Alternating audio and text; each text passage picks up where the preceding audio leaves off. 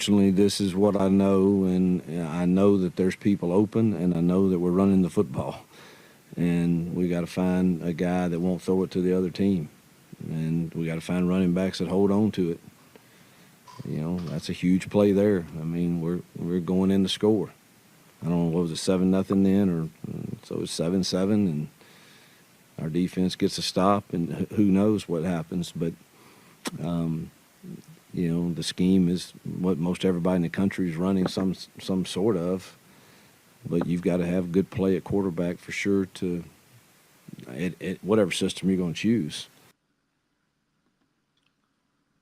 I mean, speaking from experience, you got to have a good quarterback play from whatever system you decide to choose. Way to call out your quarterback there. But it's all facts at the end of the day. Is it though? Because I got a note in here. This is going to be my theme for the entire episode. Do you really need a good quarterback? You do need a good. I see you have run the ball, but at the same time, once you stuff that box, the quarterbacks have to make throws. You don't have to win the game, but you have to have poise at quarterback and know how to read a defense. DJ, you damn it! I'm gonna have like just outbursts throughout the show. I'm hurt, dog. You traumatized, ain't you, bro? I am. I'm traumatized, man. So there might be some triggering moments throughout the show based on whether or not we talk about quarterbacks throughout the show, and I might just have these random outbursts based on my experience this season. But I digress. And obviously, you can read my caption there. Caleb Williams is overrated, so it might be a quarterback thing this whole show. Here we go. Fellas, how you feeling, man? I missed y'all, man. I watched the episode last week, and I did not compete in a baseball game. I actually went to a Rays game. It's actually fun. Wait, hold. What? What do you got? I need a 30-second. Bro, you bucked us to go to a Rays game? I got invited to a Rays game. I know they're not even good. Still, as I feel like if you get invited to a Rays game, you would go as well. As sports heads as we are, we don't turn down that kind of opportunity. You and the other 700 people there? It was about 1,000. It was a Red Sox game, and it's funny because Reggie Young Donald was there, and he said the Red Sox games ain't the same like back in the days because the Boston ain't good either. So So you booked us to watch two bad teams play professional baseball. It was actually a fun game. Rays got the dub. We saw 3 back-to-back home runs, I believe, in that game. It was fun. That's what happens when you go to see mid on mid. Literally. Priorities good. It all looks good. Priorities crazy. Whatever. Great show last week, fellas. It's almost as if I didn't need to be here. Start the show. Start the show. Sponsors, all that.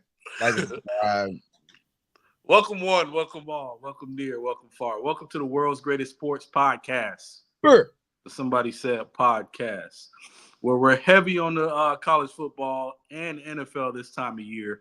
We'll jump into some games we saw intriguing to us, and Asha's got a gripe, football gripe, and she has an ice skating gripe.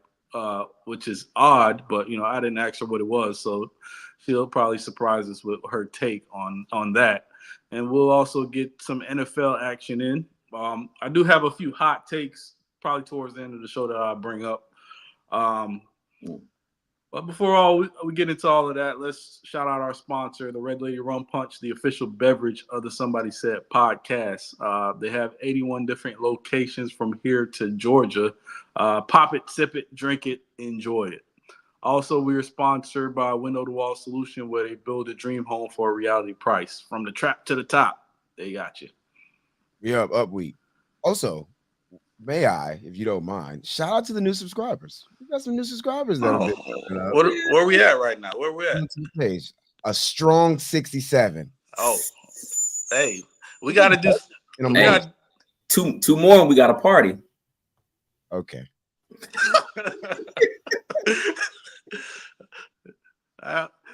I want that 100. I'm gonna leave it alone. But I want it. Please do. I want that. I want the 100. Ain't nothing wrong with a good 6'9" every now and then. You said you're gonna leave it alone and didn't leave it alone. I will leave it alone and then not leave it alone. I will say though, once we get to 100, we got to do something special. You know, we got to bring on some guests. You know, hopefully Cam's watching particularly because we're going to talk these Oklahoma Sooners. And when me and Pump did the reaction show, he was in the comments talking about Florida State trash. But y'all ain't looking too nice either, you know, my guy. So hopefully he tunes in tonight, you know, because if not, I'll clip it and send it to him. Yeah, please do, because I got takes. Okay. And, you know, I'm not gonna go dive right into it right now, because I'm sure we'll talk about it here shortly. We got a lot to talk about, fellas. College football is in its full swing right now. Couple games that caught our attention. Let's open it up with Illinois and Nebraska. Pump. I see you. I see you fist pumping over there, man. Let's talk about these Fighting Illini. Do you think they could make it down the stretch? Because they've got a tough couple games here coming up, beginning with Penn State. Michigan's out there in the wings. Oregon is out there. But they're set up quite nice right now. 4-0 to start the season. You beat a tough Nebraska team. You beat Wisconsin, who you don't know what you'll get year in, year out, but you might get a tough game, you know, just based on that program's DNA. They're sitting pretty right now. The schedule is favorable. Some tough games, though. 3 ranked teams you still got to play. But this team is looking really good right now. Do you see this continuing, or is this just an early success that could kind of falter down the stretch? I think last week, you know, the first thing I said to Breeze is Illinois comes out with solid defense every week. That secondary, they just keep pumping out guys that are, especially at the cornerback position, that are NFL-worthy guys. They got good veteran leadership at quarterback, which, again, feels like it's a theme of today's show is solid quarterback play, right? And if you got a guy that's going to go out there and toss 4 touchdown passes and don't turn over the ball, you continue to have a chance to win. So I thought, to me, that was the game of the week last week. That game was fantastic. It's nice to see Nebraska seemingly back too, which is very interesting. I think that was the 400 consecutive sellout, even though they've been really trash for a long time. But another interesting stat that I popped up, because we always love stats. I think since 2016, Nebraska is 8-31 against top 25 teams. It's not good. Not good. It's quite terrible, you might say. Pretty bad. Do we believe in Dylan Raiola? I feel like he's got to come up off this Pat Mahomes clone thing and just play ball. He's got all the talent in the world. I didn't think he played a bad game. I just thought he got outplayed by Luke Altmaier? Mm-hmm. Yeah. So I think he got outplayed. Altmaier had 4 passing touchdowns. Raiola had the 1 turnover. But for a freshman and to kind of take on the load of this historic program, and they're doing pretty good, you know, with all that pressure. Outside of the whole Pat Mahomes thing, I think he's doing pretty good right now for, you know, in terms of what he's been faced with this season. Do you think he gets better? What's our review on how he's been this season so far? Not only do I think Dylan Raiola will get better, I think that team will get better. But the fact that they've started the way that they did, I think is a credit to Matt Rule. I talked about it last week when we did the preview for this. I'm like, Matt Rule's team take a step forward in year 2. And you're charting out a true freshman. This is his first like real big game. Like, I know that they played who was it that they played? Colorado? Yeah, they played Colorado. You know, that game has a lot of eyes on it. I wouldn't call it a big game because Colorado's not that good of a team. So this is his first like big game, you know, where you had another team that is a solid team coming into town. I think this is one of the programs that will get better as the year goes along. And the fact that Dylan is doing what he's doing already, again, he's a true freshman. He's played 4 games. And yeah, he's still making some mistakes, a couple turnovers. He puts the ball in danger. Like, you're holding your breath, I feel like, almost every time he cocks his arm back to throw it. But he's making good decisions. He's making good plays. And they were right there. They had an opportunity to win this game. They missed a field goal right down the stretch. Tie ball game, 24-24. You got a chance to take a 3-point lead, and they weren't able to do it. I think the better team won, but I think Nebraska will get better, and Dylan will continue to get better as he sees more and he experiences more. I agree. I think as a freshman, you kind of accept the fact that they're going to take those shots, especially with a freshman like Dylan Raiola, where he's a gunslinger. He's going to take those risky shots, but you have to live with the good and die with the bad, right? You know, you just hope that with a year under your belt, the next step is taking that developmental to be that elite guy that you were the number 1 overall recruit in the country. Hopefully he lives up to that billing, but I'm not mad at how he's been playing all season. As far as Illinois, man, I would like to see somebody else in the Big Ten outside of Michigan, Ohio State. We know I kind of think we could chalk it up as Ohio State will be there for the championship game. I would like to see the Fighting Illini get a shot at it because Michigan ain't looking too good this year. Mm-hmm. I mean, their road to it isn't horrible to get there. They got a big game coming up next week against Penn State. But then they go through, back-to-back stretch where they played Michigan and then followed right back that behind with Oregon. And they close out very easily. So, I mean, they avoid the Ohio State game, right? Sneakily, the Big Ten. Yeah, sneakily, the Big Ten is looking very interesting. Like, Indiana looks interesting to me. Rutgers is still out there undefeated. There's a lot of good teams right now that play good ball. And then you get down to the end of the season, you never know what you can get out of a Wisconsin game or even Iowa that somehow will end up playing good defense late, especially when it gets cold. You never know what could happen. Big Ten is kind of sneakily good this year. I like it. I don't think it's that sneaky. I think the Big Ten is a solid conference. We had questions about what the additional teams would be able to do, and all the we weren't. I don't think any of us were believers in USC. And I may be jumping in a little bit. I know we're going to talk about that game, but USC looked better than I think a lot of us thought they would. They lost, yes, but they looked better than we thought they would, considering that they lost the number 1 draft pick and didn't really know what was left in the cupboard. USC looks like a viable team, and again, I may be tipping my hand, but I think they still have better odds to win the conference than the team they just lost to, oddly enough. Hey, man, it's still a long season. We'll see how it plays out. Let's keep this thing moving. Tennessee, number 5 Tennessee, against the 21st ranked OU Oklahoma Sooners. Previously ranked 15 Oklahoma. Listen, if anybody watched last week, they won some money off of me. All right. I told you. I think I picked all these games, Breeze. We keeping track last week? Mentally, yes, and yes, you picked the points were there. The spread was there. Michigan did exactly what we said they were going to do. Go back to playing Michigan football. You're jumping the gun, Paul. You're jumping the gun. Oh, my bad. Tennessee. I'm sorry. My bad. You Tennessee. My bad. Tennessee is legit. Yeah.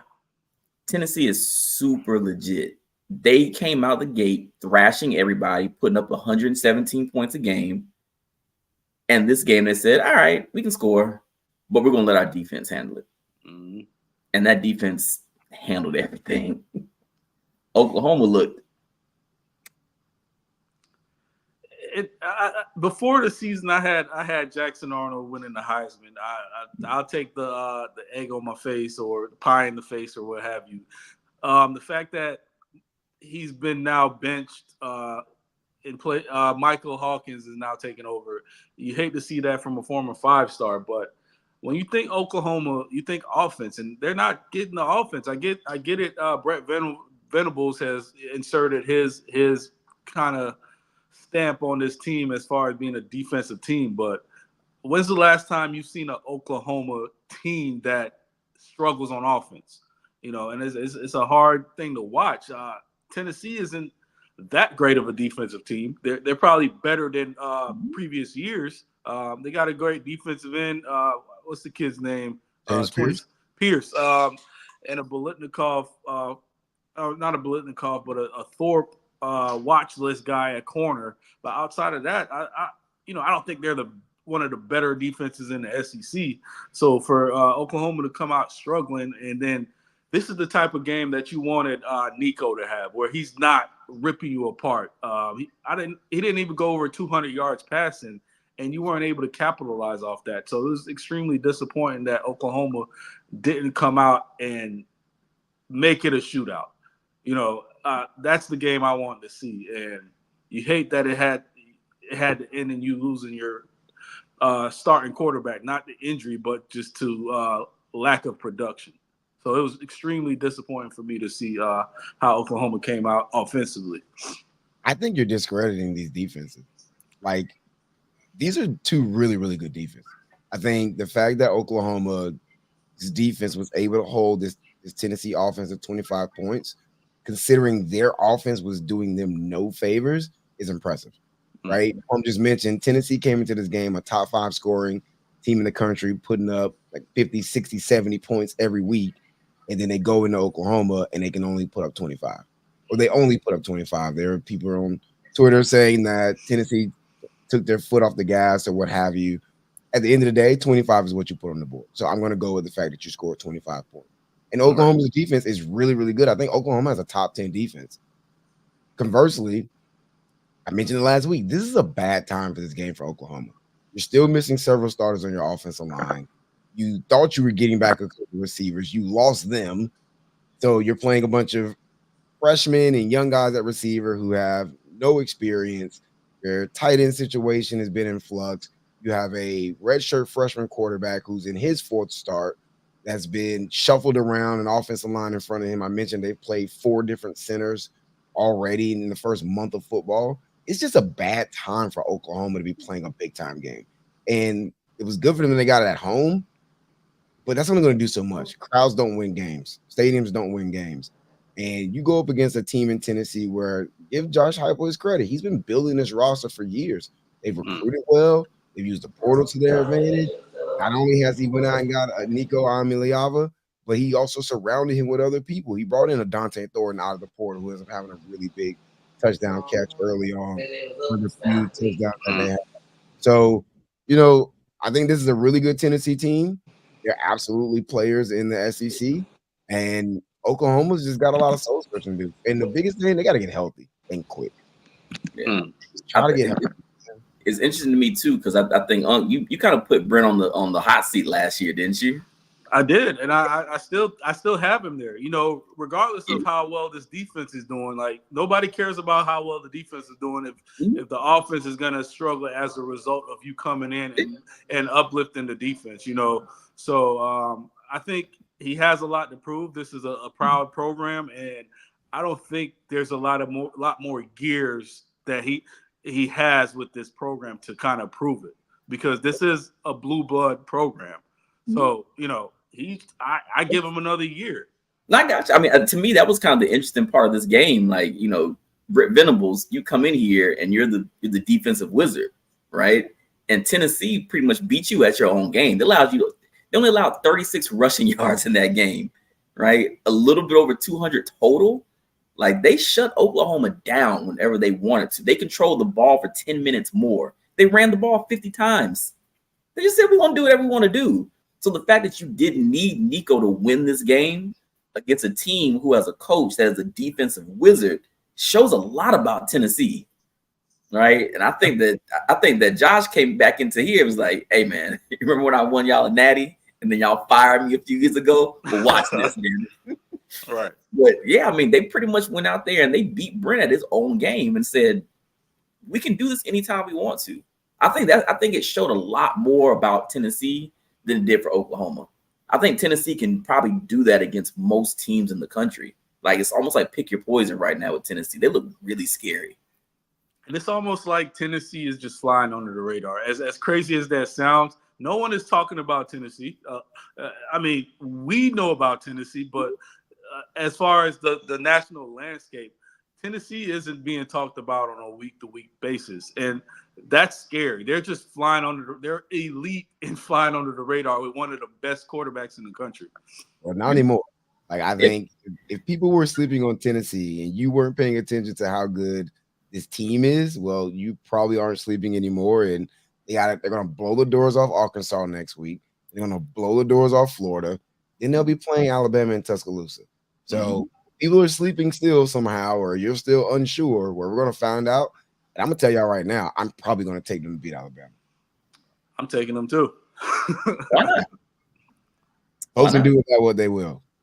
No, I'm with you. All right, let's keep it moving. Pump, your Michigan Wolverine against the Trojans, the USC Trojans, trying to bring back those glory days and get back into the limelight. They seem poised to be back on the national stage. Do you think they, as far as USC, do you think they choked it away, or is it just a hard-fought game? Michigan made the better plays towards the end to win it all. Michigan did everything they could to lose that game in the second half. They tried their hardest, right? I'm watching the first half of that game, and Michigan was doing exactly what Michigan wanted to do, right? Play really good defense, control the ball, run the ball. Alex Orji threw for 20 yards. 32 total passing yards. Come on, man. The fact that you do that and you still win, even if it's a close game, they're telling you what we're going to do. We're not going to throw the ball. Stop us. And you can't do it, right? When that defense wants to play, and I thought that was going to be a really good test for that Michigan team.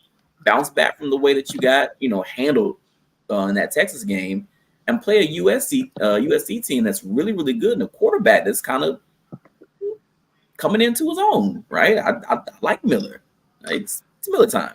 I don't actually believe in Miller at all, because he threw the ball 51 times and completed 28 of those 51 passes. I think we're all. Hold on. Go ahead, Brace. Of the 51 times he dropped back, he was pressured 24. He Okay. was getting lit up all game. The fact that he was still standing in there and completing anything, he like Shedeur Sanders out there. They were putting him on his butt. And down literally to the end of the game, he was still standing in there. If anything, I have more respect for Miller Moss than I had before. I gotta see it. A lot of goals. One pick six, he take those hits. Yeah, besides that one pick six, he still threw for 3 tutties in that game against a really good Michigan secondary. Hey, sidebar, shout out to Will Johnson, man. He just needed to shut it down and go straight to the lead. Just wrap it up. One of the better corners I've seen in years, man. But I mean, I guess I got to see more from Miller Moss, because that LSU game, it's LSU's defense ain't that good. Let's call it what it is. Michigan, this was the test for him. I thought he got a C+ on the test. So that's rough, man. I'm a tough critic. You go into the big house against we all believe to be a elite defense, and you put up 283 yards and 3 touchdowns. I cannot give you a C+ for going into the big house and doing that. I can't say that I think Michigan's defense is elite and then knock him for putting. And I guess to Unk's point, if you were just basing off that first half, the first half wasn't good. I don't think you did enough in that first half to even look like you guys were going to be competitive or even make the kind of stand. I mean, it honestly took Michigan to turn the ball over, 2 times in the second half for you to really make that game more competitive than what it really was in the first half. But he took advantage of those mistakes, which a good team, good quarterback is supposed to do. And it also helps when Jaquavius Marks helps you with 100 yards on the ground. So it allows that Michigan defense not to come downhill so much and stuff the box. Or come downhill and stuff the box to allow you to open up the passing game. So, it was a real balanced attack. So I don't know. I'm not gonna be too harsh on the kid either. It's still early in the season. For the winners, run the ball. Like, I love the fact that Michigan has just accepted that they can't complete forward passes, and they're not even going to try. I appreciate that. Like, there's this is just life. This is a life lesson. Understand who you are, understand what you're good at, and just lean into that entirely. Like we're not Mike, going to pretend to try to throw the ball downfield. 32 total passing yards. But you know what? You know what? Fine. We're just going to run. Essentially, we'll run a triple option, and we'll just try to dirty it up. Our defense will keep us in most games, and we'll just try to muddy this whole thing. I love the fact that Michigan doesn't even attempt to throw in this game. Total yards passing, right? 32 total yards passing. Yeah. The leading receiver had 10. 10. One Bro, catch. Incredible. One catch for 10 yards. It's incredible. I love it. Like, just be who you are. so let's just be realistic about this thing. How long can that actually last? Because it's going to be tough sledding as they move forward in the schedule. I get it. You could run the ball for particular games, but when teams just start scheming up and preparing for you to just run the ball, how long can that actually last in this day and age? Here you go. I don't think that they. Y'all see that schedule? Yeah, I'm about to say, I don't think that they really get tested until they get to Oregon. I mean, Illinois' offense isn't insane, right? I think that defense can stop Illinois, right? So really, you're going to get tested to when you get to Oregon. And I think that and they had also get that game at home in November. It might be cold.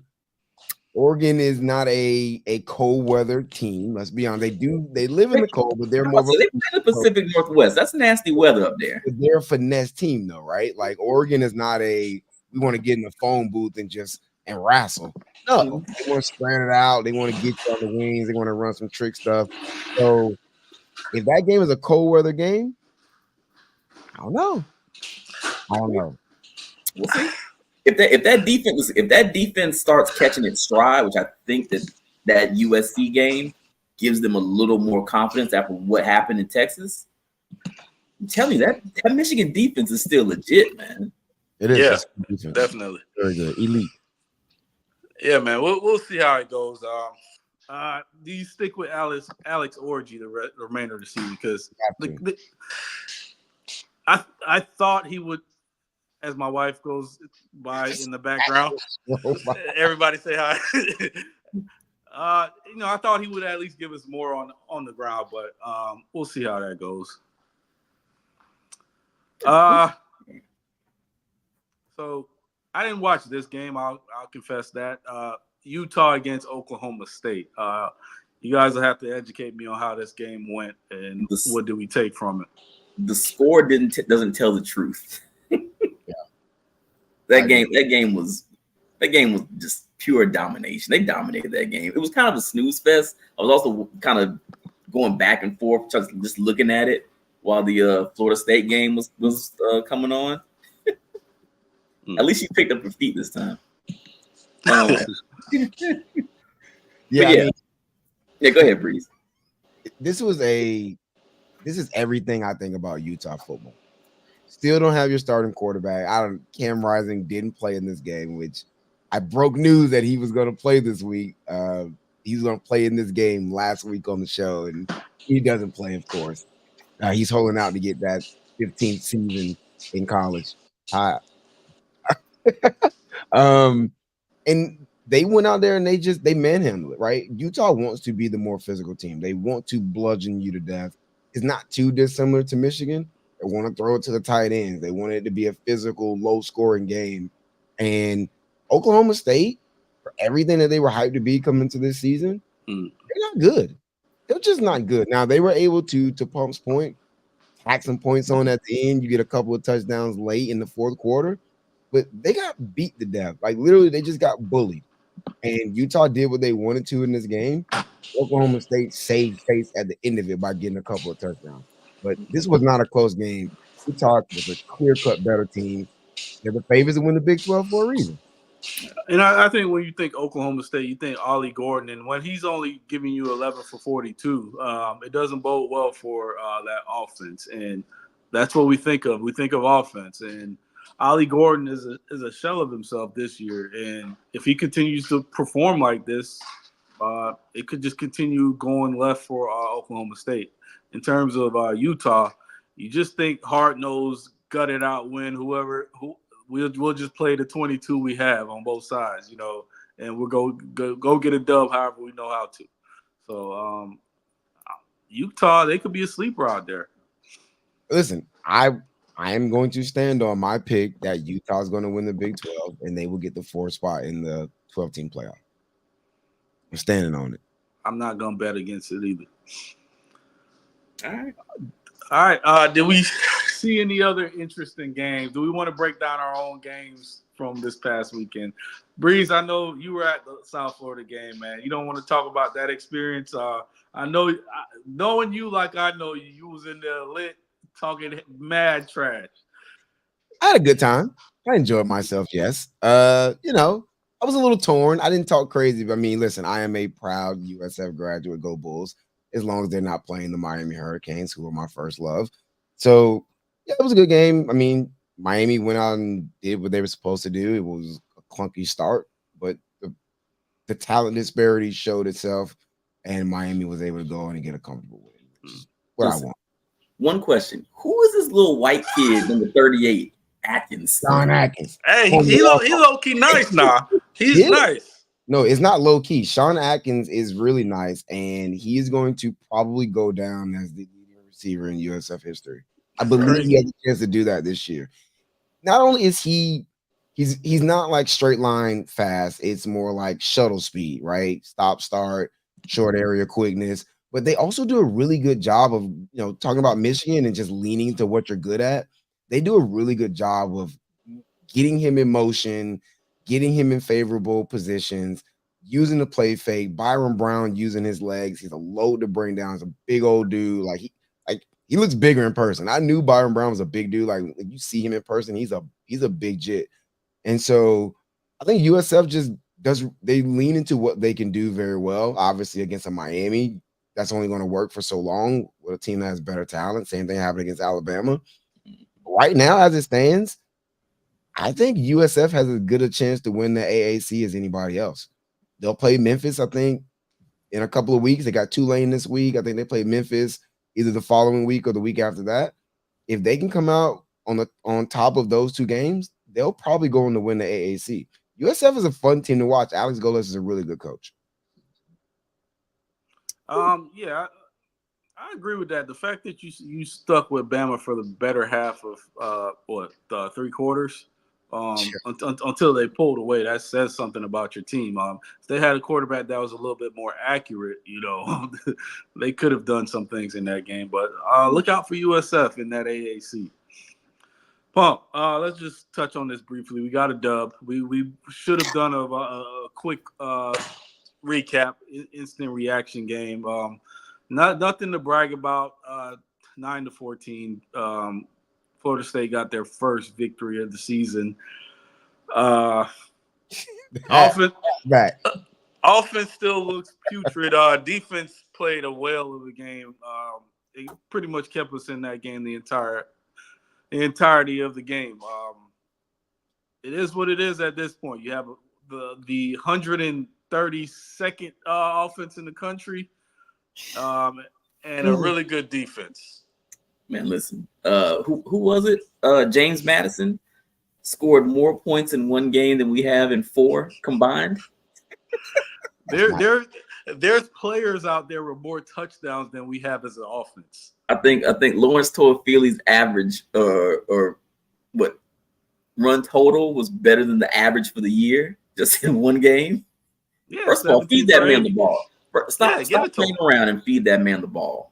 Anyway, the only positive I take from this game is the fact that they're starting to let the kids play on defense. The defense is starting to look a lot better or something close to what we expected them to be, especially in the middle, right? Josh Farmer's looking good. Jackson's looking good. They're giving young guys a chance to play in the defensive backfield. We saw Edwin Joseph. He played a great game. You know what I mean? They're allowing them to make their mistakes too. I just don't understand why. It makes me think one thing, right? Either the fact that Mike Norvell really thinks that DJ gives us the best chance to win says a lot. And I know this is going to get back to what we talked about with Breeze before. It says a lot about his ability to recruit a quarterback. If you think that Brock is that far, that even if you put him in there, our chances just exponentially go down, it says a lot about Brock Glenn. Right? And I know Luke is not playing. I wish FSU fans would get that out of their mind. Luke is not playing. Yeah, he's a true freshman. Yeah, right. But if you don't think that Brock can get in there and do something, it's weird. But even his just non-willingness to even go Wildcat is weird. Like, he's gone back to Wildcat so many times. It won you an ACC championship last year. That's got to be better than throwing deep. Did you see, dude? Breeze, that's what I should have asked you to pull up. There's a run of DJ, right, where he actually ran the ball. You talking about the slow spin? Oh my! I mean, SJ could have had a better spin than that. It was a Matrix level spin. It so made slow. No sense. I'm like, first of all, the fact that he's running is crazy, and then he didn't have to spin. I gotta go. Please find it's the worst thing you've ever seen. But yeah, on offense, this is what we're gonna be on. The defense, I feel, can keep us in the games if they start to become what we think they are. But it's one of those. It's almost like a Michigan situation, right? But I don't trust anything on the offensive side of the ball. So we're not going to be very competitive on offense at all. Our best players are our two kickers, our punter and our kicker. Hey man, special teams matter though, bro. True. And then we didn't use the kicker when we was in field goal range. It was a 56-yarder. His longest was a 59 this year. He hasn't missed a kick all year, and you don't give him a shot. We don't have to break this game down too much. No. Florida State got a W, underwhelming W. A W you should get. Breeze has this sarcastic thing he's doing over there. I'm serious. No, you are. Oh, okay, Pump. I was very excited about a potential big matchup of Miami and Florida State both being good. Mm-hmm. College football is better when Florida State and Miami are good. I won't include that other team. But when Miami and Florida State are good, it makes college football better. So while it's entertaining, and yes, I can get my jabs in, I can troll on Twitter, I actually want Florida State and Miami to be a thing again. I think that's unfortunately become a rivalry that people don't care about anymore. When there was a time, it was the rivalry in college football, and nobody remember that. It kind of bothers me. I mean, Breeze, I don't know if you can send Asha the link. She's got a gripe, and it has to pertain to this game in particular. Okay. Yeah, I could. While we try to pander to see what we can find as far as other games that were intriguing. I saw that Missouri game versus Vanderbilt. Missouri's overhyped, I would think. And they went into overtime with Vanderbilt. I don't know if that's just an SEC thing. Vandy actually not the pushover this year that they normally are. Shout out to the quarterback. Say again? Their quarterback. They went out in the portal and they got them a quarterback, and he is making them fun to watch. I'm not gonna say good, but he's making them fun to watch. Yeah, they're not the pushovers that traditionally they are. Yeah, they've already upset Virginia Tech. They pushed Mizzou. Also, I think Missouri is just kind of lollygagging. They know they won't really be tested for a while, and they're like, all right, they're gonna wake up when they need to. Their season is really like 2 or 3 games anyway. So when Missouri needs to wake up, I think they will, and they'll be just fine. I'm not panicking. That's a scary way to play it, though, man. In college football, unless you're just that LSU team back in the day or 2008 Florida or something, you just can't sleepwalk through a season that you can just cut it on like that. Y'all ain't that. They'll have to play some games, and I trust that they will look better than they have. It's kind of hard. I mean, these are still kids, and I think it's sometimes hard to get their attention. We do have some week 5 games that I think we do. Would be nice to preview too. So let's do it. Get Asha in and get her gripe, but we want to preview these games. Let's preview these games.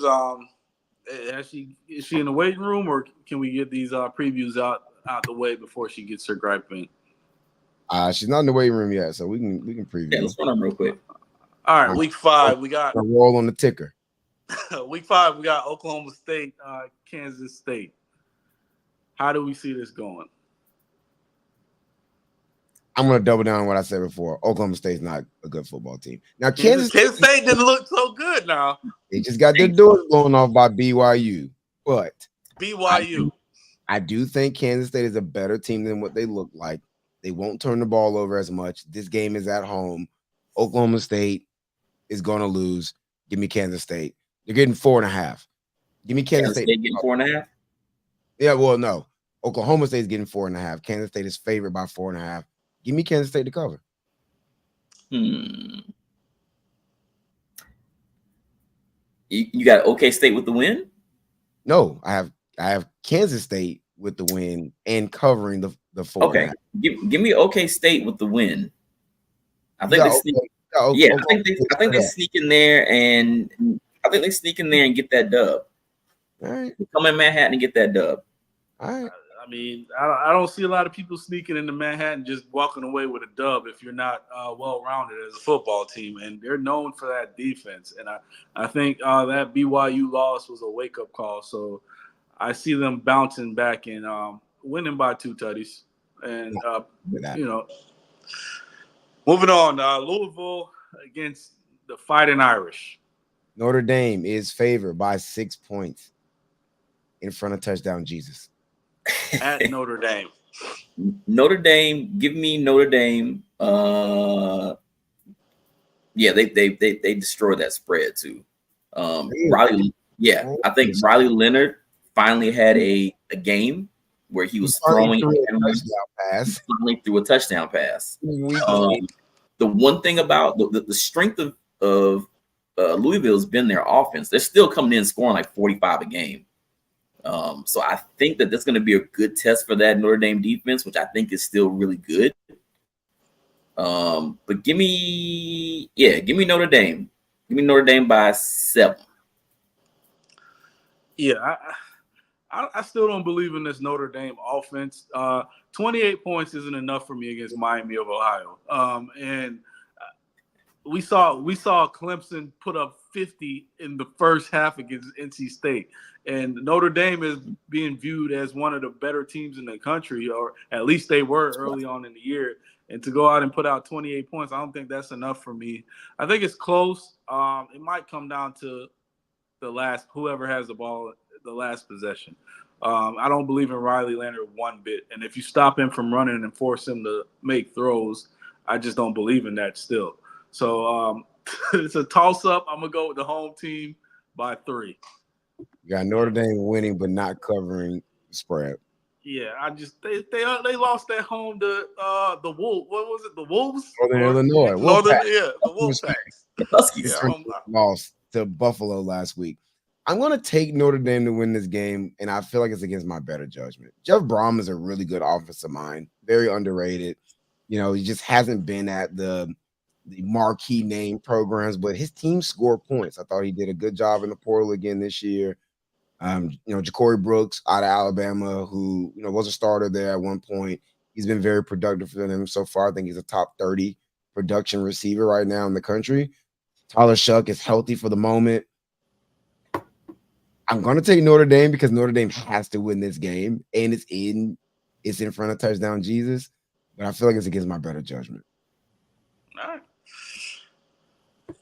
The Bulldogs, the primetime matchup, man. The Georgia Bulldogs against the Alabama Roll Tides.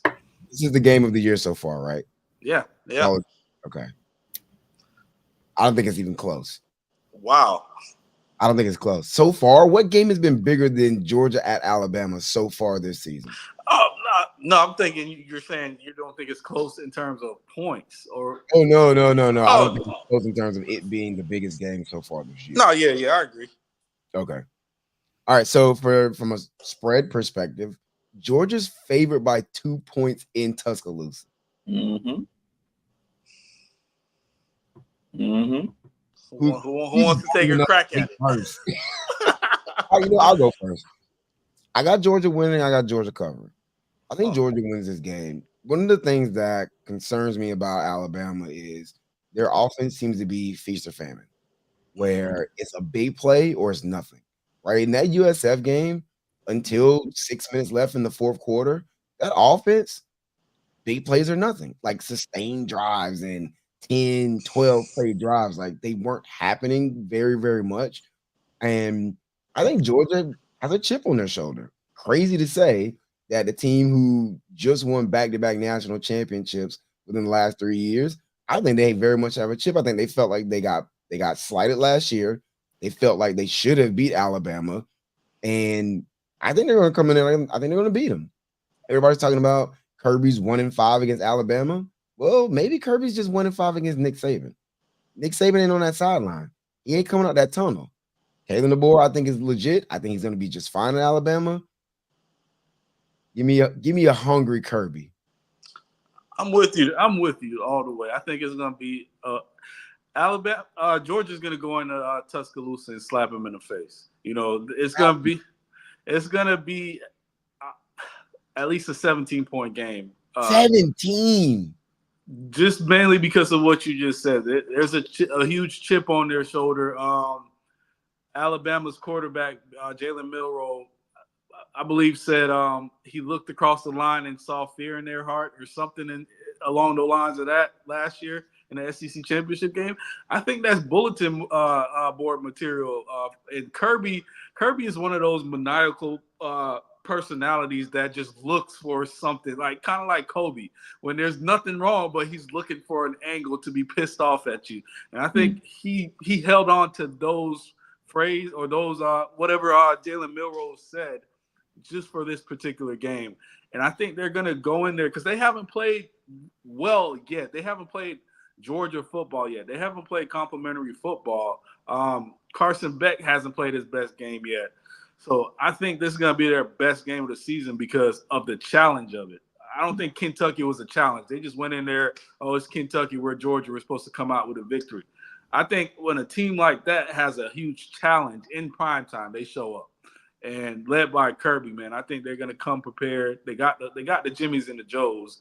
ETN, he hasn't had a breakout game yet. I think this is poised for him to do so. So I got Georgia winning by 17. 17. That's huge, bro. Georgia's performance on offense is the only thing that hangs me up from just flat out saying they're going to win this game. We saw it in the first half against Clemson, flat. We saw it against Kentucky, flat. And even though Alabama had that, kind of flat performance against, USF. The offense has still been playing good. They haven't played anybody, fair enough. They haven't played anybody to the level of even a Clemson or a Clemson defense. If I have to trust one side of the ball to get it done more than the other, it's going to be that Georgia defense. I think that Georgia defense can hang with any and everybody, right? I think that they can stop Jalen Milroe, and if you make that Alabama team one-dimensional, I don't respect Jalen Milroe's ability to play quarterback better than the next guy. I just don't. And I don't even think that coming in Tuscaloosa is that big of a deal either. We just saw Tennessee slapped them around 2 years ago. So no, that was in Tennessee, but Texas went in there last year. Texas, I knew it was somebody, yeah. So give me Texas and give me Texas by. She's Texas. Give me Georgia. Give me Georgia by Tutty. I can live with that. All right, last one. Unk out here just. Hey. This what 91 Alabama trotting out there, so I'm just saying, man. I don't believe in that Alabama offense, but we'll see. Last one. The fighting pump. You're fighting the Illini at Penn State. Penn State is favored by 18.5. Sheesh. Stop. Look, you know what I feel about Penn State's quarterback. You know how I feel about it. The only reason why I can't take the Fighting Illini, Penn State plays defense, man. Yes, they do. Penn State plays defense. Now, to be fair, Luke Altmaier, he doesn't turn the ball over, right? on the season, 10 touchdowns, no pick. Don't know how that's going to stack up against a Penn State defense. Illinois is not going to get blown out by 18. I don't believe that. I don't believe that at all. Give me Penn State, but give me Illinois to beat the spread. So, I want to say Illinois, but I just feel like the moment is too big for them. I feel like they're riding this high and they're gonna bounce back to reality. I like Luke Altmaier, but at the same time, going into Penn State, and I'm sure this is gonna be a somewhat of a primetime game or a big game. I just think they keep it close, and then Penn State finds a way to win by like 6 or 7. But they don't dominate Illinois. It's a competitive game, but I just don't see the Fighting Illini taking that next step to being taken serious just yet.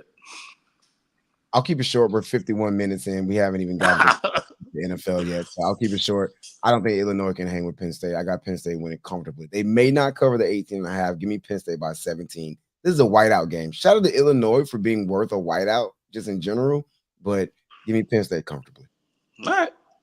Is Asha queued up or? She's in the waiting room. She had a camera on. She turned it off. I think she's still hanging around. There she is. Let's go. Right, let's bring her on in. What's up? She's muted. She's muted. Unmute. Hi guys. What's going on? What's going on? What up? What's up?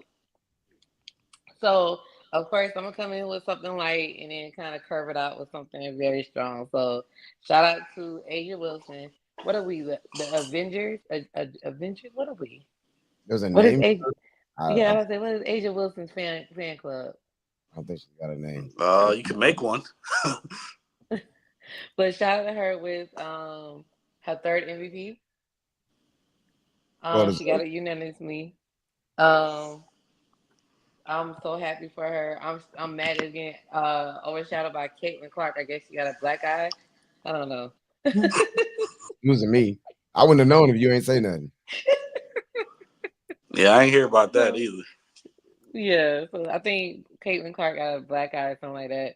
And that's all they've been talking about on ESPN instead of the fact that AJ Wilson has won another MVP since she's been in the league. So shout out to AJ Wilson. I love her. She's playing tonight. I think they're winning. I haven't turned on TV yet, but yes, shout out to her. The second part of my gripe is, so her name is, hold on, I just had it up. Hold on. Thank you.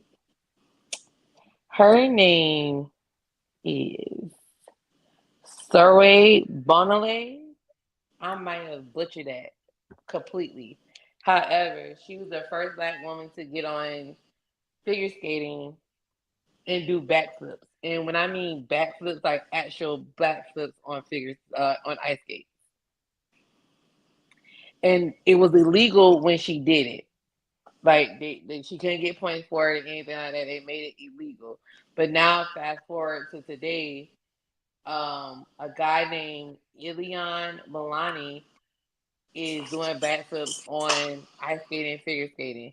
And it just frustrates me because it's like when we do it first, it's illegal. But when they do it second, now they can do whatever they want to do with it. They get points for it. They get to win competitions and stuff like that with it. But we have to get the scrutiny and the backlash for it because it's illegal.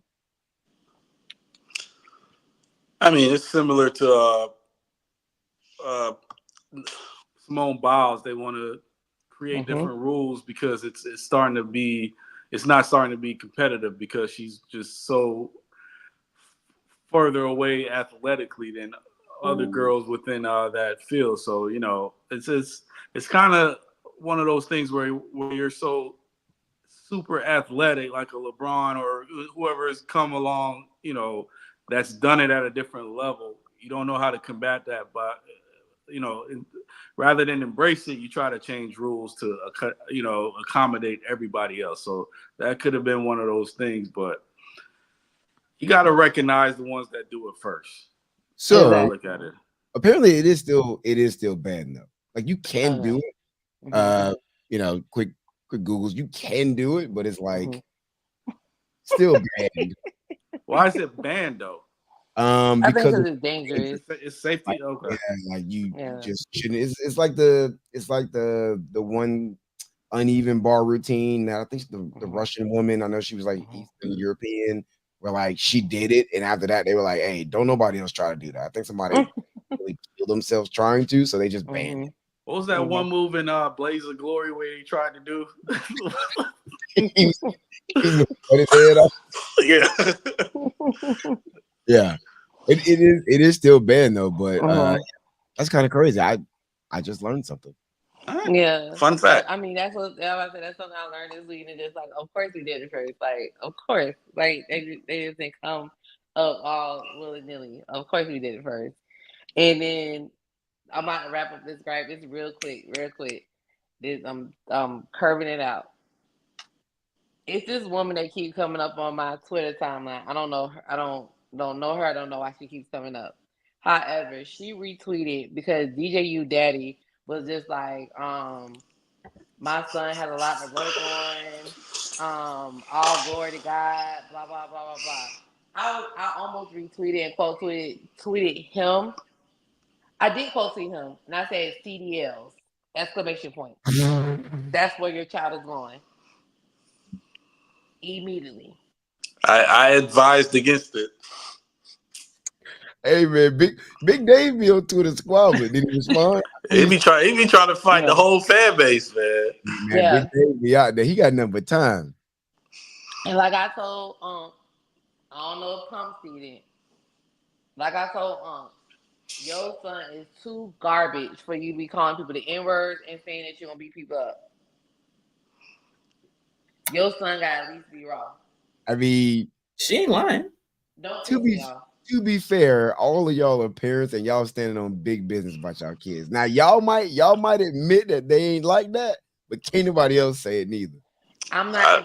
If my child is a 6-year senior, and this man got me reading coverages.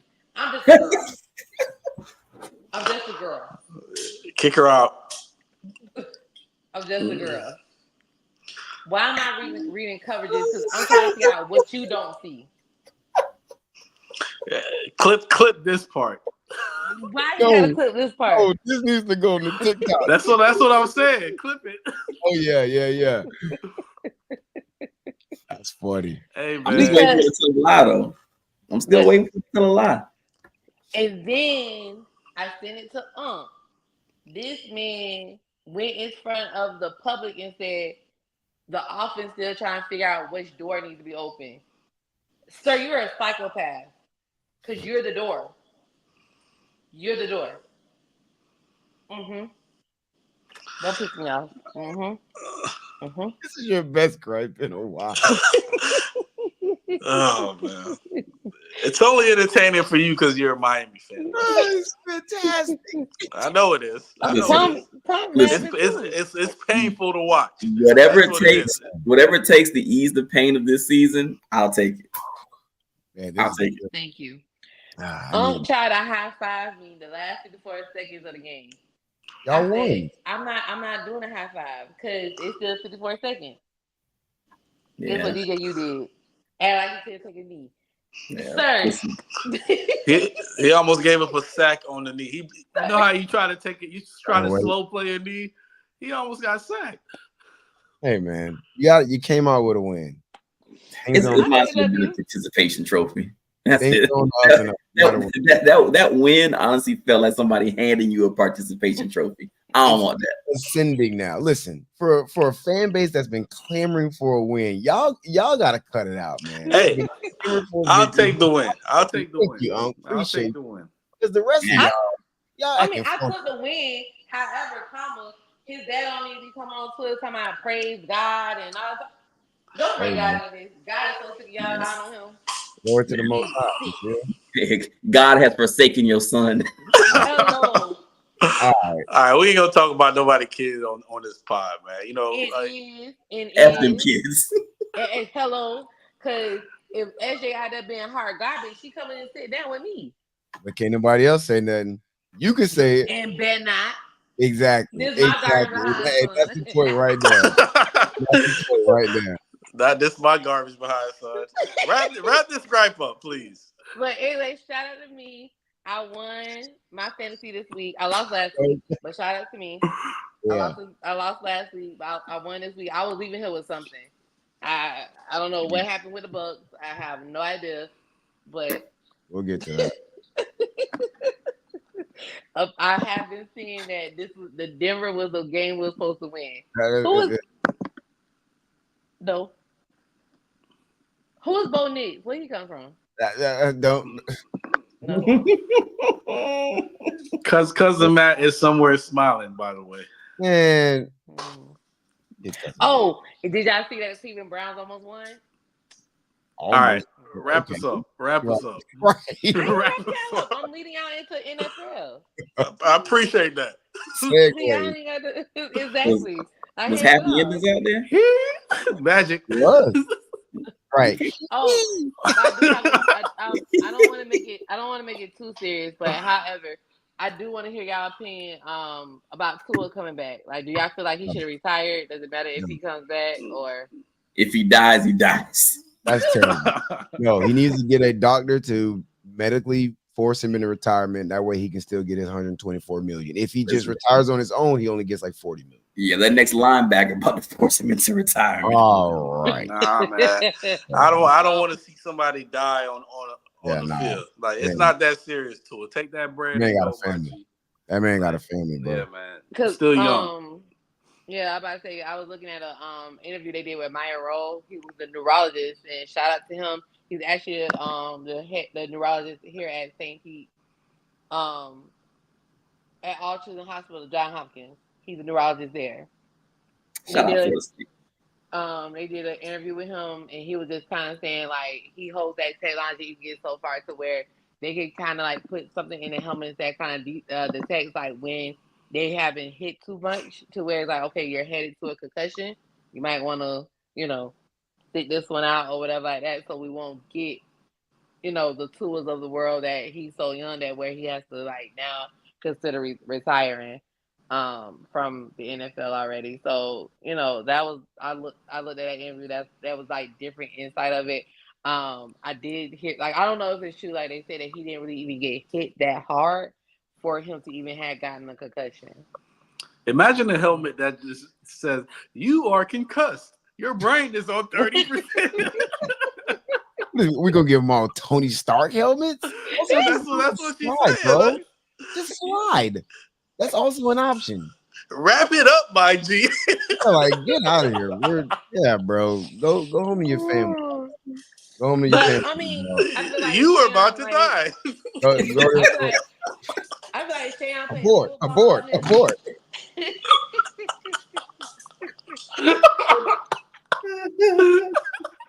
But I feel like on playing football, if you had made it to the NFL, would you retire? Imagine the helmet just takes off. Scrambled eggs alert. Bro. I'm sorry. What was that, man? But I was just asking, like, you love football, you actually played the sport of football. You made it to this next level of like college NFL. Would you just kind of hang it up? Like, I understand, like, what everybody's saying, even what you said, would you just hang it up? Like, I mean, it's a lot of people that play this sport, they have the gladiator mentality. I want to die on the field and, that kind of thing. But when you, I don't know if Tua has kids, wives or whatever, but once you get to a certain level of life where you have other people depending on you, kind of take those decisions and look at them differently. When you're just a young kid, college kid, you want to die out on the field. You want to all that kind of stuff. But the older you get in life, you think differently. So for me, at this level of my life, no, I'm taking the money and dipping. I got life to live with my family. So yeah, that's how I look at it. At this point, you probably don't know if he got kids either. Good grief, man. All right. Yeah, shout out to y'all. I might be back with another gripe next week. We'll see what happens this week. Like, with my fantasy and anything like that. If I lose, I'm not coming back. I'll see y'all the following week. All right. All right. Peace. Oh man. Yo. So imagine the helmet Oh my gosh. like you are concussed. The helmet just Oh, the rockets come out the helmet and you take no, off they like need to give him the, we're taking you home. no, they need to give him the Frisky Dingo helmet so that it explodes in 2 hours. Oh, come on. That'll be to his helmet. You have 10 seconds. Hey man, you gotta get 2 up out of there, man. Oh man, yeah, I man. gotta get you out there. It's going totally off the rails. Asha gave us the great segue into the NFL. It's been exciting, man. One thing, man, I love about watching football nowadays is you got red zone. You don't miss anything as far as action. Got to see most of the games, or at least a lot of the plays that were being made in some of these games. There's a lot of teams that's off to a hot start, and a lot of teams that aren't off to that hot of a start, and some of them are surprising. As far as the hot starts, the Vikings, which is a lot of people probably wouldn't expect, led by Sam Darnold, a resurrected Sam Darnold, I must say. Steelers, Seahawks, Chiefs, and Bills. Which one of these teams are the more shocking as far as being a hot start for the season? Want to go first? For me, honestly, it's got to be the Vikings, right? I mean, if I'm looking at the other teams that we mentioned on here, I mean, Justin Fields, he's had a good season, right? He's put some good tape on the board. We know what Geno's been doing the last couple of years in Seattle. That's not too surprising. Bills and Chiefs. Some of these things aren't like the other. There's Sam Darnold. You have other really good quarterbacks. Sam Darnold is doing this, and they're beating good teams. Let's throw the Giants out there. But you go and beat the 49ers and then come right back around and beat the Texans. And good wins, not just, fluky wins or anything. You dominate the Texans. So my vote is for the Vikings. Yeah, I'm with that. And I'm going to take a different angle on it because I think that's the no-brainer answer, right? Steelers have Mike Tomlin. They're going to win 10 games. Like they come out of fall camp with 9 wins. They just need to get one more. Mm-hmm. Bills have been right there multiple times. Chiefs are reigning champs. Not surprising at all. I'm going to go a different angle on this. The Seahawks is fool's gold. Like, yes, they're off to a hot start. They're 3-0. They beat the Broncos, the Patriots, and the Dolphins, who literally had their cheeks in the wind. Like, I'm not buying it on the Seahawks. The Seahawks are one of those teams where, in theory, they should be good, but then you watch them every week, and you're going to get into week 10, you're like, this isn't a very good football team. They're going to look good some weeks. All of a sudden, DK is catching bombs again. He'll disappear by week 5. And he'll do it like once every 4 games. Does Tyler Lockett play football anymore? I don't know. Zach Charbonnet's balling. Shout out to him. He's still in that same deal, right? That he got like last year's like a 3-year deal. Yeah. Last big deal he'll probably get, but I'm a Geno fan. It's good for him. They're off to a hot start. The Seahawks are. I think it's fool's gold though. I'm kind of with you, Breeze, surprisingly, because outside of Sam Darnold, you still got Jettas. You still got weapons on that offense. If you're not doing too much, you could make things happen with that Vikings team. And they still have a legit defense. But you don't know what you're getting out of DK Metcalf on a week-to-week basis. 1 week he could have 120 yards. The next week he could have 2 catches for 14 yards. Tyler Lockett, he's an old man out there trying to run routes. You don't have Kenneth Walker, and I don't believe in Geno Smith. So for them to be where they're at right now, and it is kind of surprising. I don't think it lasts as well. And I agree with you with the Mike Tomlin thing. The Steelers, they could put Zoe at quarterback. They're gonna find a way to win games. You know, that's the DNA of that organization. That they squeak out wins. It's amazing what you can do with competent coaching, huh? Is it not? Is it not incredible? Yeah, I mean, is Mike Tomlin like he's Hall of Fame for sure, right? Hands down. Absolutely. Yeah. Where are we getting with Mike Tomlin in terms of like legacy? Are we in like top 25 coach all time territory? Better than that? I think he's definitely top 25, but where do you cut it off at? Because he's only got one. Is it 2 rings or 1? He's got dose. Does he have 2? Did Ben get? Because Ben got 2, right? If Ben got 2, he got 2. Yeah. Was it Ben's rookie year and then the Santonio home catch later on in I know that he was an assistant coach. He was an assistant coach and they won 1, and he's gotten 1 as a head coach. Okay. That was the first one, so that was still Bill Cowher then. I think that's where Mike Tomlin might get a little lost in the shuffle because he's with an organization that's only had 3 coaches ever. Right? And the Steelers are always good. Every coach has won a Super Bowl, right? Chuck Noll won 4, Bill Cowher won, and now he won. So he's getting into the shuffle of that organization is just consistently good. Okay, hold on. It's like, go ahead, Bruce. No, let's.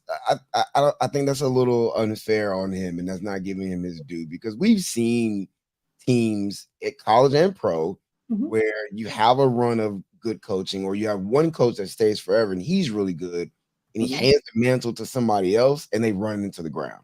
Like just because you go into a good organization that's a well-run organization doesn't mean that you can't stink it up as the coach. He's always held it together with wild personalities and, not always having the best personnel. The fact that he was stuck with Big Ben those last 2 years and, dealing with Antonio Brown's nonsense and the quarterback issues they've had of recent and still winning 10 games. Like, I don't want to discredit him by saying, well, he's at a well-run organization. Well, I don't think it's just that easy. We've seen, I think Green Bay, well-run organization. We've seen coaches go in there and not do well. So he took over for Bill Cowher. Bill Cowher was there for 15 years. Again, won a Super Bowl. Finished with a winning percentage of 62%. Mike Tomlin has been with the Steelers for 18 years. Right now has a winning percentage of 63%. So the consistency of the Steelers is they just stay good. So at that point, you feel like you can just plug like anybody in there?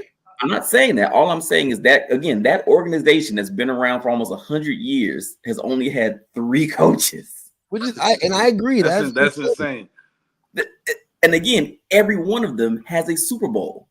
But is it a measure of, as a good organization, they've done a really good job of not only identifying really good coaches and then keeping them? Because it could be that too. Like, he was good. They realized he was good, and they're like, "Hey, let's make sure we keep him. Let's take care of him." There were times like the fan base was starting to get a little wishy-washy on Mike Tomlin, and they're like, "No, he's not going anywhere, guys. Everybody just sit down." And they stuck with him. I think that I think I'm not taking anything away from him saying he's a really great coach, but if you put him there, then you kind of have to put the other coaches that came with the Steelers up there with him as well, because they've done the exact same thing. So that's fair. I'm with that. You also have to take into account the talent though that some of these coaches have. I don't think Mike Tomlin had the better pool of talent when you think of Bill Cowher and what's the other coaches before Bill Cowher. There was a lot more Hall of Famers in those programs, so to speak. I think Mike Tomlin has dealt with lesser talent and made the most out of it. So you could take that into account as well. And coming up, being the third guy doesn't necessarily mean like it's going to happen. It's a lot more pressure in being the third guy. And to actually do it with less talent, that speaks to his level of being able to coach. Thus far, he's got less Hall of Famers than those other 2 guys. Well, definitely not the Chuck Noll and the Steel Curtain era. Correct. Yes, with you on that. Chuck Noll. And then Bill Cowher gets prime big. He gets prime Big Ben. He gets prime Hines Ward, prime James Harrison, prime Troy Polamalu. Like, so far, I think Unc makes a great point. Mike Tomlin of the Steelers' 3 coaches has had the least amount of talent and has just good a winning percentage. It says a lot about him. Yeah. All right. Well, shout out to Mike Tomlin. Definitely top 25, top 15. That's a debate for another day. So the not so hot starts. We got Titans, Jacksonville, and Bengals. I think we want to kind of zero in on the Bengals for a second, though.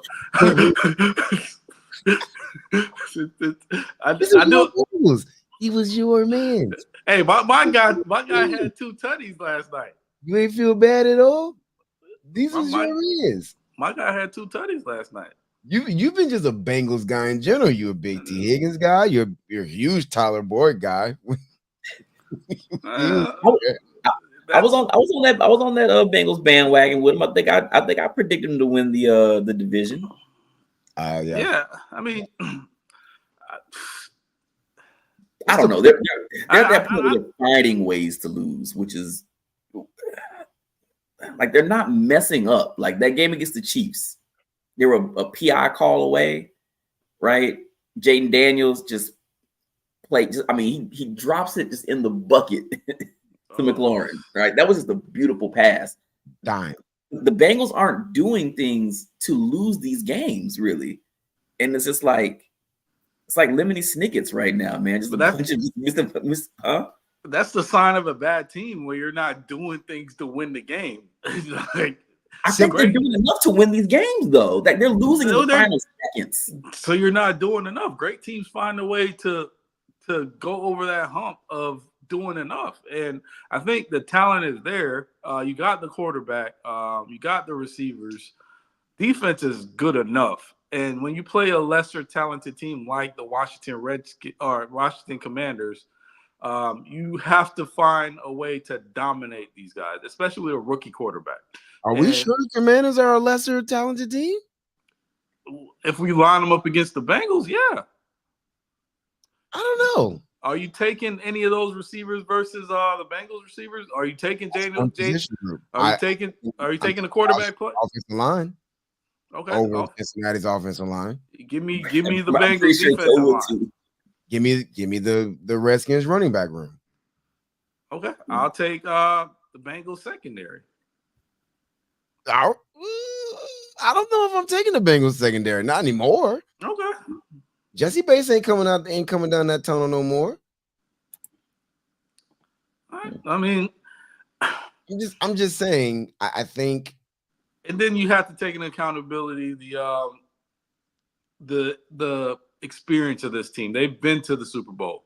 You know, this Washington Commanders team are inexperienced. They're led by a rookie quarterback. You got to take advantage of that, and they did.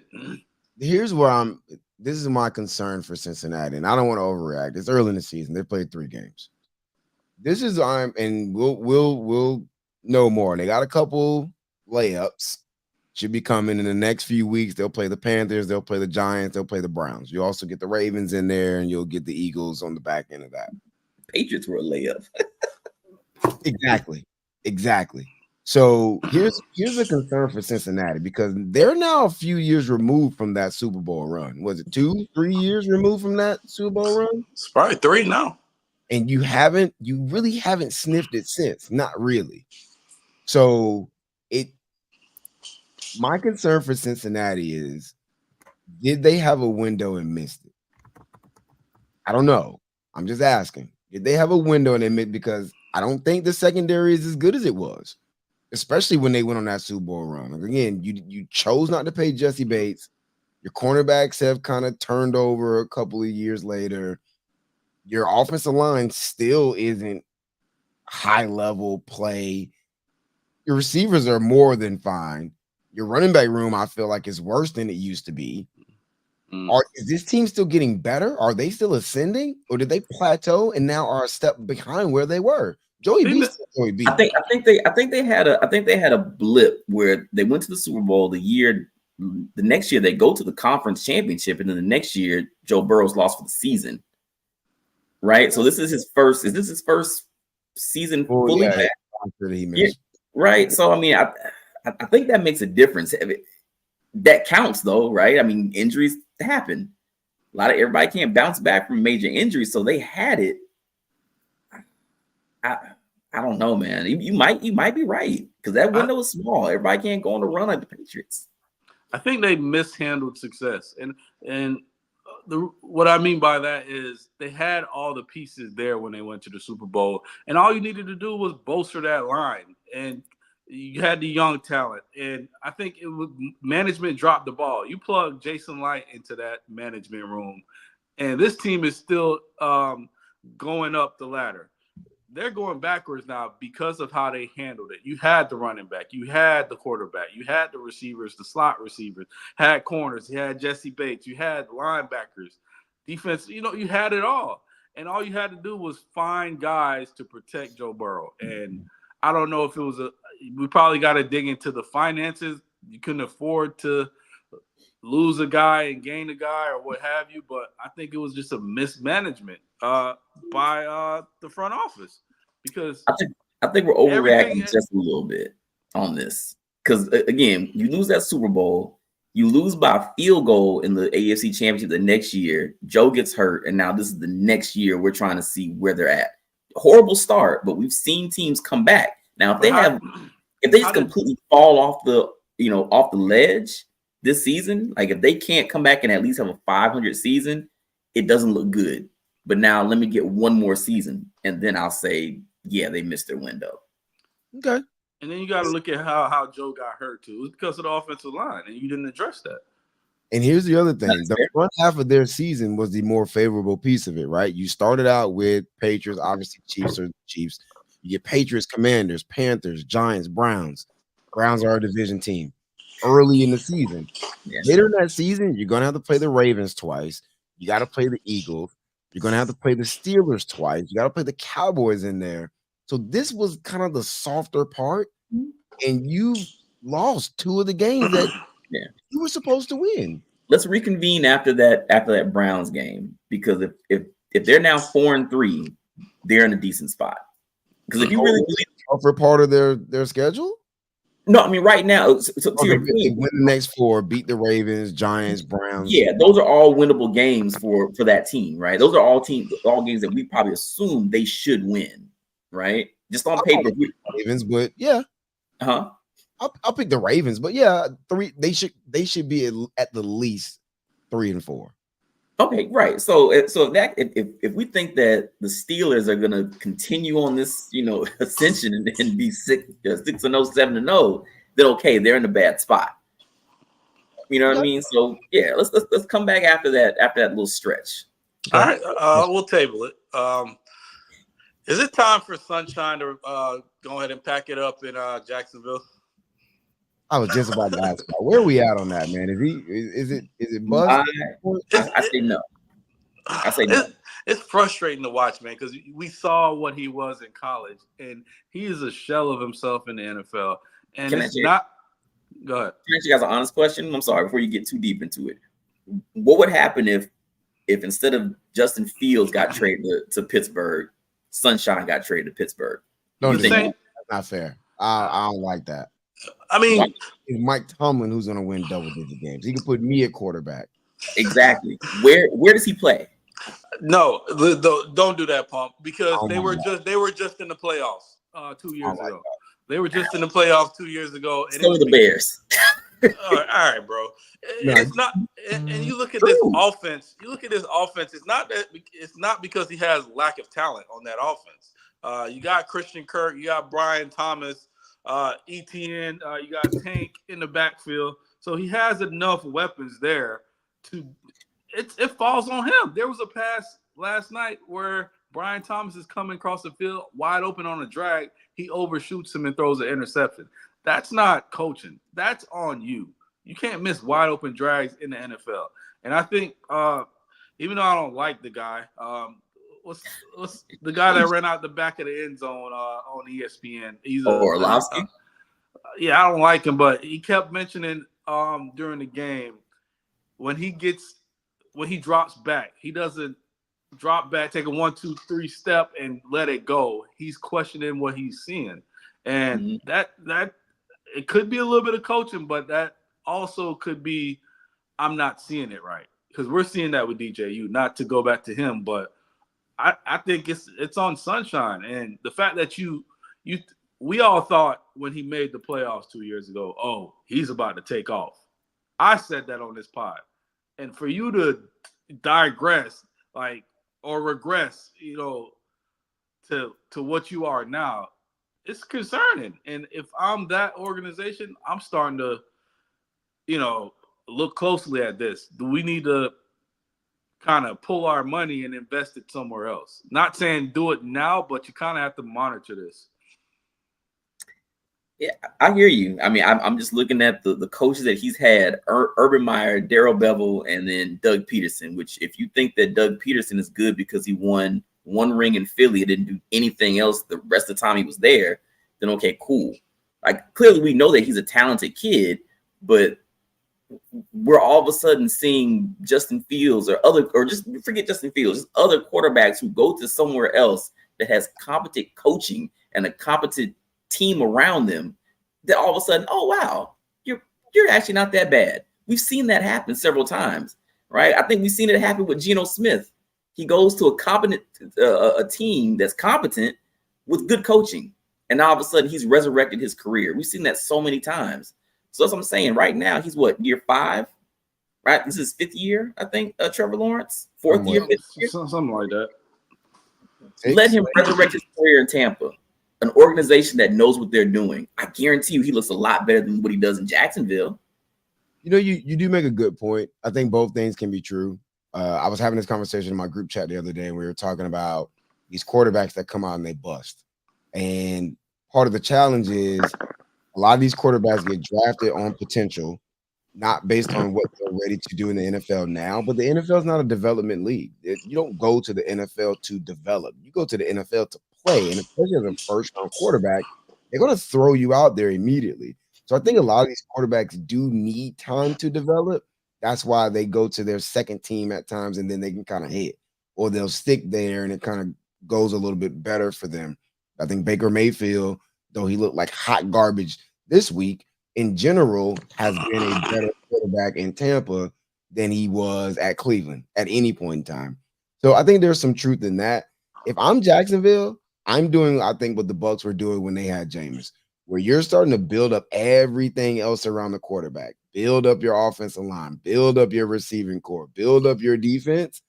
And then when rubber meets road and you got to make a decision on that quarterback, at the very least, you have an enticing roster to go get somebody who's maybe a proven talent. Like, look, all we need is you, right? The Bucs had everything else. They just needed a Tom Brady, which obviously there won't be a Tom Brady out there.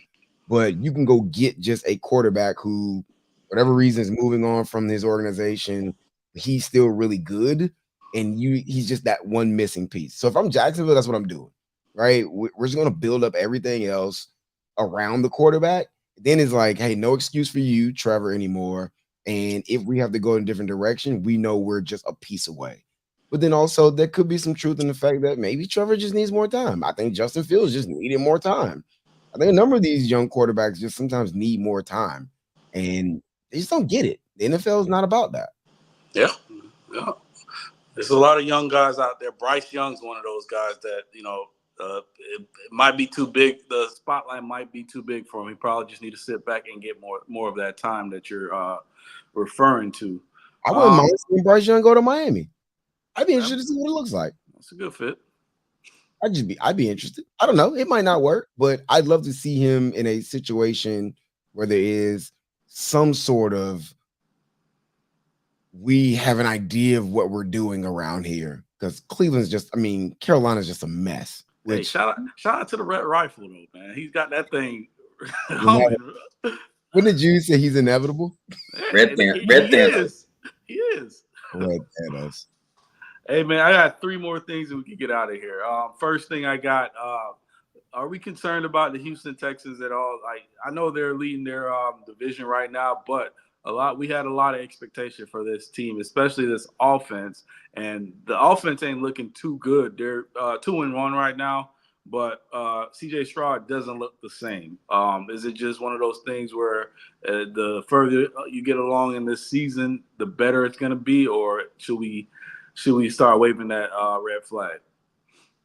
I'm not concerned about Houston. I think they'll be fine. Okay. Pump. Same. They're all right. All right, Pump. Let's talk about your Bears real quick. I think Caleb Williams is overrated. Bree said I was hating, so I digressed in the text message, but I'm standing on business live. He's overrated. I don't think he's the guy. I think Jaden Daniels is the better player. I thought he's the better player that got drafted. I think Caleb Williams is not the future for you guys. How do you feel about what you're seeing from your Bears as well as your number 1 overall pick? Briefly. No, I'm not doing shit briefly. Y'all talk 45 minutes on the Bucks. No, I think that he's a really good quarterback, man. The throws that he makes some throws that only a handful of quarterbacks in the NFL can make.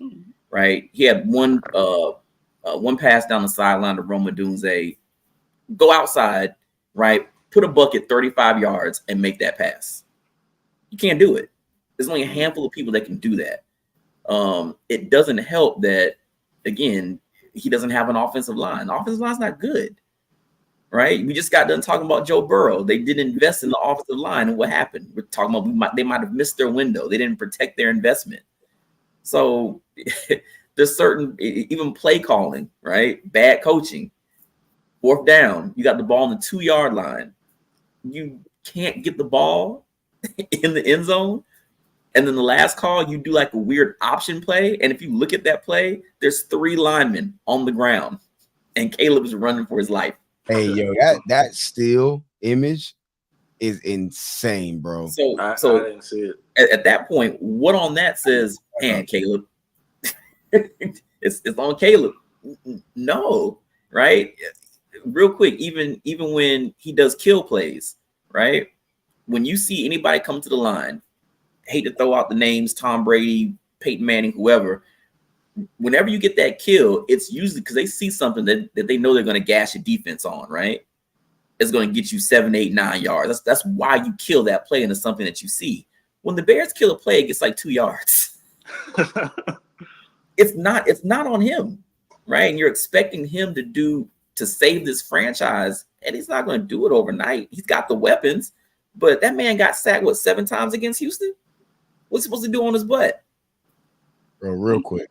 Bro, Look at this. What is this? On your knees, on your hip, on your butt. This man, like, he's laid down with his arm propped. And that's hold on. That's the center in the end zone. That's the center right there. Bro, that's 4 linemen on the ground. You in trail because I don't know what you were trying. At least you were trying, maybe. At least you weren't on the ground. So were they chop blocking? Because that's the only thing I could think of. They were trying to chop block, and everybody jumped them. It was an option play, and the fact that he had to pitch it out to DeAndre Swift at that point, you knew it was busted because everybody's in the backfield already. Look at this, bro. All right, Breeze. I'm sure Pump don't want to see that. You have to live it, but yeah, no, it's not on Caleb, man. Are there throws he's missing? Yes, but there's a ton of throws that he's making. There's a ton of throws that he could make if he just had a little bit of time, a little bit of protection, and maybe, again, competent game plan. Doesn't look good. So, all right. He'll be all right. It doesn't help that Rome Odunze's dad is on Twitter clipping up clips of him being wide open. Oh, hold on. My bad. That's trash. Real quick. Stat of the night. Rome Odunze had 100 yards in that game. Okay. As a rookie, that's the first Bears rookie, only the 4th Bears rookie to have a 100-yard game in 41 years. That's outrageous. Is it Marty Booker or Musa Muhammad? Marty Booker, Willie Gault, and I think Justin Gage were the other three. Just for reference, Tank Dell had 3 last year. Puka Nacua had 7. Sheesh. 4 Bears in 41 years. That's a lot. I mean, you guys aren't a franchise known for your receivers, so that's a lot for. Not a franchise known for much, but killing quarterbacks. Yeah. All right. Before we get out of here, Breeze, do we want to touch on the Bucs, or we would just kind of want to keep it moving? It's the Baker Mayfield experience. I thought we were off the roller coaster, and then it just the bottom fell out. Would you prefer? Would you? Volcano Bay? Yeah. You been to Volcano Bay? Like, did you go on like the big volcano where like you go like way up and then like, dude, like the door just drops open? That's what happened with Baker this week. I thought we were just riding and we had gotten off of this roller coaster and we got comfortable. Trap door just opened and he went to old Baker. It's better than the Jameis experience. Sometimes I don't know. At least most of the Baker experience ended in a victory. Outside of last Sunday, it didn't. But it was just a weird game, man, and it seemed like we just never got up for that game. I hate the fact that we play our corners damn near 10 yards off. It's like, here, have 5 yards. We'll come up and tackle. Like, yeah, there's a good bit of cushion. I don't think that's why we lost that game, but yeah, I get the fan. But yeah, I don't really, like that's unacceptable. That the Broncos defense ain't that good. It ain't that good. Yeah, outside of PS2, clamping Mike. Yeah, that was ridiculous. But it's the Baker experience. All right, man. Yeah, we ain't gotta. I still think the Bucs are the best team in the South. You know. Well, I think we'll still win the division. Prove me wrong. So Derek Carr went back to looking like Derek Carr this week. Yeah. Played a competent defense. That's what it looks like. When do you guys play New Orleans? Are they coming up soon? Might be next week or the week after, right? Oh yeah, y'all play Falcons and the Saints back to back after Philly. That's a fun little stretch for you guys. Eagles, Falcons, Saints, Ravens, Falcons, Chiefs, 49ers. We'll know what this team is. That's a very interesting stretch. We'll know what this team is. All right, well. NFL's heating up, fellas. Hey, man. I feel bad for the ladies because the fellas are hooked. We're in the thick of it, college and NFL. And Breeze, you posted hockey's coming back, man. What's up with that? It is. Bolts had their first preseason game today. They lost. But it's preseason. We're not really tripping on that. They're going to go play the Panthers in Orlando, I believe, tomorrow, assuming they aren't canceled because of this hurricane. But preseason, both will need to get out into a hot start. We can save that. We'll get into that maybe like next week or when the season's about to kick off, and we'll do like a legit breakdown. All right. Well, y'all boys be safe out there too, man. Everybody up in the Panhandle. I know me and Breeze got a lot of family up there, man. Y'all be safe up there. They can't catch a break, man. The Bend catching 2 hurricanes like a month apart is brutal. Man, crazy. Because there are a lot of low income towns and just folks in those areas. And poorly built houses. And a lot of wood frame cribs. And poorly built offenses too. All right. Hey, man. As far as us, man, get your liquor for your hurricane. What else? Beans. Get your beans. Whatever you need for the hurricane, stay safe. Thanks for checking out the Somebody Said podcast per usual. Like, share, subscribe. Check out the website, sspsports.com. Check us out on Twitter at Somebody Said Pod. Check us out on Instagram at Somebody Said Podcast. I'm the one and only Unc Shay. I don't need to be here for it to be a great pod, but when I'm here, I shoot my corner threes like Rick Fox. Shout out to LeBron, to my top right, the one and only Breeze. Well, top left. Run the ball. And he's no longer on the 1s and 2s, but he's still the man on the pod, man. The one and only Pumpy Johnson himself. Going for win 2, man. Hey, going for win 2. We 1-0 right now. That's how I look at it, man. Stack them participation trophies. Hey, man. Or if not, just drink and just get through it. There you go. Yes, sir. All right. Peace.